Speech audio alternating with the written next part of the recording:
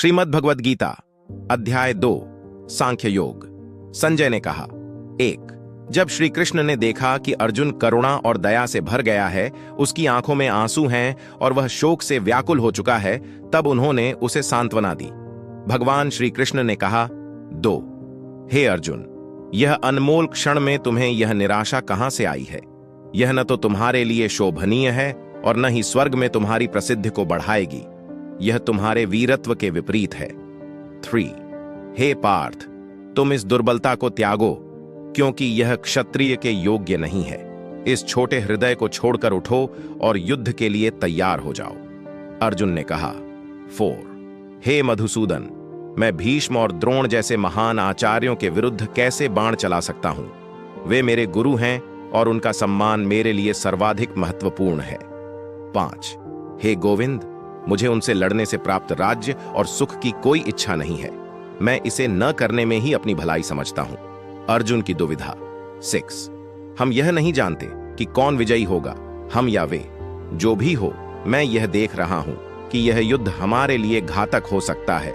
7। इसलिए हे केशव, मैं आपके शरण में आता हूं। आप मेरे सच्चे गुरु हैं, मुझे बताइए कि मुझे क्या करना चाहिए। मैं आपकी शरण में हूं और अब मैं आपके मार्गदर्शन का इच्छुक हूं। श्री कृष्ण ने कहा, 11। हे अर्जुन, तुम ऐसे लोगों के लिए शोक कर रहे हो जो शोक के योग्य नहीं है। ज्ञानी व्यक्ति न तो जीवित के लिए शोक करता है और न ही मृत के लिए। 12। आत्मा का कोई नाश नहीं होता। आत्मा अजर, अमर और शाश्वत है। शरीर तो केवल वस्त्र की तरह बदलता है, आत्मा नहीं बदलती। 13। जैसे देहधारी जीव अपने बचपन से युवावस्था और फिर बुढ़ापे को प्राप्त करता है, वैसे ही आत्मा एक शरीर से दूसरे शरीर में प्रवेश करती है। 14। इसलिए हे अर्जुन, सुख दुख, सर्दी गर्मी आदि अस्थाई हैं, वे आते जाते रहते हैं। इन्हें धैर्यपूर्वक सहना चाहिए। श्री कृष्ण आत्मा के स्वरूप की व्याख्या करते हैं। 16। आत्मा अजर, अमर, अविनाशी और शाश्वत है। जो सत्य है उसका कभी नाश नहीं हो सकता और जो असत्य है उसका अस्तित्व नहीं होता। 17। आत्मा न तो किसी के द्वारा मारी जा सकती है और न ही इसे कोई मार सकता है। यह अविनाशी, शाश्वत, अजर और अमर है। 19। जो यह मानता है कि वह आत्मा को मार सकता है और जो यह सोचता है कि वह मारी जा सकती है, वे दोनों अज्ञानी हैं। आत्मा को कोई मार नहीं सकता और न ही मारा जा सकता है। 23। आत्मा को न कोई शस्त्र काट सकता है, न अग्नि जला सकती है, न जल गीला कर सकता है और न वायु सुखा सकती है। 24। आत्मा अविनाशी, अचल, स्थिर और अनंत है। यह कभी नष्ट नहीं होती। कर्तव्य की शिक्षा। 31। हे अर्जुन, अपने क्षत्रिय धर्म को याद करो। तुम्हारे लिए धर्म युद्ध से बढ़कर और कोई पुण्य कर्म नहीं है। इस धर्म युद्ध में मरकर तुम्हें स्वर्ग मिलेगा और जीत कर राज्य। 37। यदि तुम मारे गए तो स्वर्ग जाओगे और यदि विजयी हुए तो पृथ्वी पर राज्य प्राप्त करोगे। इसलिए उठो और युद्ध करने का संकल्प लो। 38। सुख दुख, लाभ हानि और जीत हार को समान समझकर तुम युद्ध करो। ऐसा करने से तुम पापों से मुक्त हो जाओगे। सांख्य योग 39। अब मैं तुम्हें सांख्य योग की शिक्षा देता हूं, जो ज्ञान का मार्ग है। इस मार्ग पर चलने वाले को न तो इस संसार में कोई हानि होती है और न ही परलोक में। 40।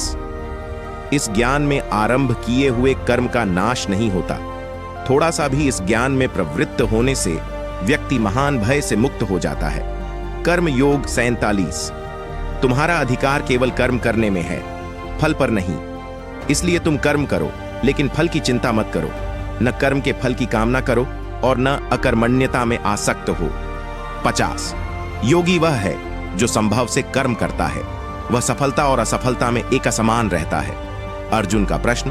54। अर्जुन ने पूछा, हे केशव, जो मनुष्य स्थिर बुद्धि वाला है और समत्व को प्राप्त है, वह किस प्रकार का होता है? वह कैसे बोलता है, कैसे बैठता है और कैसे चलता है? श्री कृष्ण ने कहा, 55।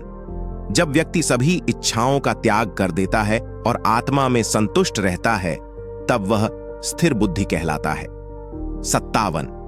जो व्यक्ति सुख और दुख में समान रहता है, जो किसी भी परिस्थिति में विचलित नहीं होता और क्रोध, भय और लोभ से मुक्त रहता है, वह स्थिर बुद्धि वाला कहलाता है। 62। जो व्यक्ति विषयों में आसक्त होता है उसके प्रति कामना उत्पन्न होती है, कामना से क्रोध उत्पन्न होता है और क्रोध से व्यक्ति की बुद्धि भ्रष्ट हो जाती है। 66 जिसके पास संयमित मन नहीं है उसे शांति नहीं मिलती, और जिसको शांति नहीं है उसे सुख नहीं प्राप्त होता। सारांश 72 हे अर्जुन, यह है ब्रह्म निर्वाण की अवस्था। जो इसे प्राप्त करता है वह मोह से मुक्त हो जाता है और मृत्यु के बाद परमानंद को प्राप्त करता है। इस प्रकार श्री कृष्ण ने अर्जुन को कर्म, ज्ञान और योग के मार्ग की शिक्षा दी, जिससे अर्जुन का विषाद दूर हो गया।